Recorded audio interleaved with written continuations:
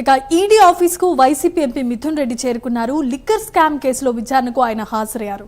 మిథున్ రెడ్డి చెబితేనే 100 కోట్లు ఇచ్చానని నిన్నటి విచారణలో విజయసాయిరెడ్డి చెప్పారు. దీంతో విజయసాయిరెడ్డి స్టేట్మెంట్ ఆధారంగా ఈడీ ప్రశ్నించబోతోంది. మిథున్ రెడ్డి స్టేట్మెంట్ ను ఈడీ అధికారులు రికార్డ్ చేయనున్నారు. లిక్కర్ కేసులో బెయిల్ పై మిథున్ రెడ్డి బయటకు వచ్చిన సంగతి తెలిసిందే.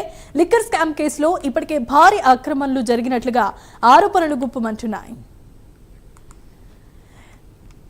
రైట్ గా ఈడీ విచారణకు వైసీపీ ఎంపీ మిథున్ రెడ్డి హాజరైనట్లుగా తెలుస్తోంది. ఇదే అంశానికి సంబంధించి మరిన్ని అప్డేట్స్ ను అందించడానికి మా కరెస్పాండెంట్ నాగేంద్ర లైవ్ ద్వారా సిద్ధంగా ఉన్నారు. Nagendra, over to you.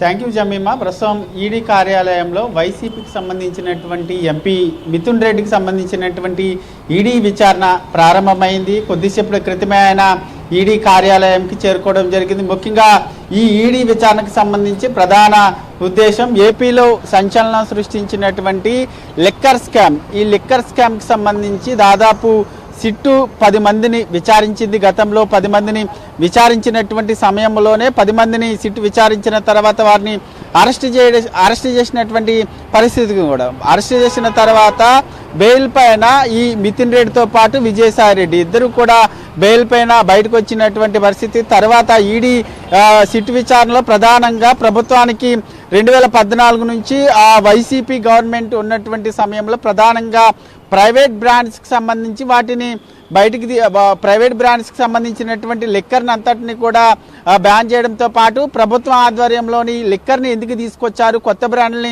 ఎందుకు తీసుకొచ్చారు, దీనివల్ల ప్రభుత్వానికి దాదాపు 18,000 కోట్లకు పైగా కూడా నష్టం జరిగిందనేటటువంటి ఆరోపణలోనే దానిలో భాగంగానే ఈ లిక్కర్ స్కామ్కి సంబంధించినటువంటి అంశంలో ప్రధాన నిందితుడిగా రాజ్ కాసిరెడ్డి ఉన్నారు. రాజ్ కాసిరెడ్డి ఆధ్వర్యంలోని ఈ లిక్కర్ స్కామ్ జరిగిందనేటటువంటి ఆరోపణలు ఉన్నాయి. దీంట్లో ప్రధానంగా ఈ లిక్కర్ స్కామ్కి సంబంధించినటువంటి అంశంలో ప్రధానంగా రాజ్ కాసిరెడ్డితో పాటు అదేవిధంగా విజయసాయిరెడ్డి కానీ మిథున్ రెడ్డి కానీ ఇతర పలువురు వ్యక్తులు ఉన్నటువంటి పరిస్థితి ఉంది. ప్రస్తుతం దానిలో భాగంగానే ఈ లిక్కర్ స్కామ్కి సంబంధించి దాదాపు 3,200 కోట్ల వరకు కూడా మనీ లాండరింగ్ జరిగింది అనేటటువంటి అంశం ప్రధానంగా సిట్ విచారణలో ప్రధానంగా స్పష్టమైంది. దానికి అనుగుణంగానే ఈడీ ప్రధానంగా ఈసీఐఆర్ను వేయడం జరిగింది. ఈసీఐఆర్ను వేసిన తర్వాత వరుసగా 2 రోజుల పాటు అటు విజయసాయిరెడ్డిని ఈరోజు మిథున్ రెడ్డికి నోటీసులు ఇచ్చి విచారణ చేయడం ప్రస్తుతం రాజకీయ వర్గాల్లో ఒక సంచలనంగా మారినటువంటి పరిస్థితి ఉంది. నిన్న ప్రధానంగా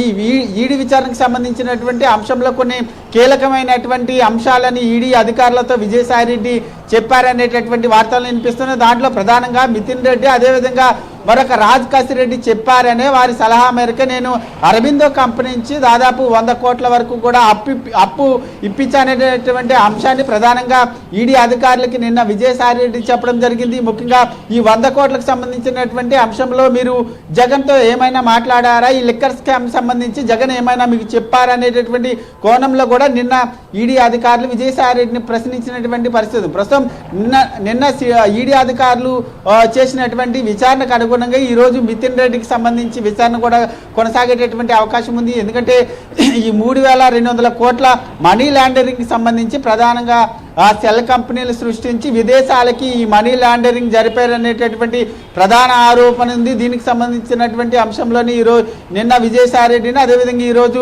మిథున్ రెడ్డిని వీరిద్దరిని కూడా ప్రధానంగా విచారించేటటువంటి అవకాశం కనిపిస్తుంది. నిన్న విజయసాయిరెడ్డి చెప్పినటువంటి కీలకమైనటువంటి వ్యాఖ్యలకు అనుగుణంగా ఈరోజు మిథున్ రెడ్డిని విచారించడంతో పాటు ఈ మనీ లాండరింగ్ అదేవిధంగా ప్రైవేటు కొత్త బ్రాండ్స్ని ఏపీలోకి ఏ విధంగా తీసుకొచ్చారు, దీనికి సంబంధించినటువంటి అమ్మకాలు కానీ ప్రభుత్వానికి సంబంధించి ఏ విధమైనటువంటి లావాదేవీలు జరిగాయి, అదేవిధంగా ఈ లిక్కర్ స్కామ్కి సంబంధించి ఎందుకు ప్రైవేటు బ్రాండ్స్ని అన్నింటినీ తొలగించడం జరిగింది, ప్రభుత్వ ఆధ్వర్యంలో ఎందుకు మీరు ఈ కొత్త బ్రాండ్ని తీసుకురావడం జరిగింది, దీనికి సంబంధించి ఎవరెవరికి లావాదేవీలు జరిగాయి, దీనికి సంబంధించినటువంటి పూర్తి వివరాలను ఈరోజు మిథున్ రెడ్డిని ఈడీ అధికారులు క్వశ్చన్ చేసి తీసుకునేటటువంటి అవకాశం అయితే కనిపిస్తుందని చెప్పాలి. Right, thanks for the updates Nagendra.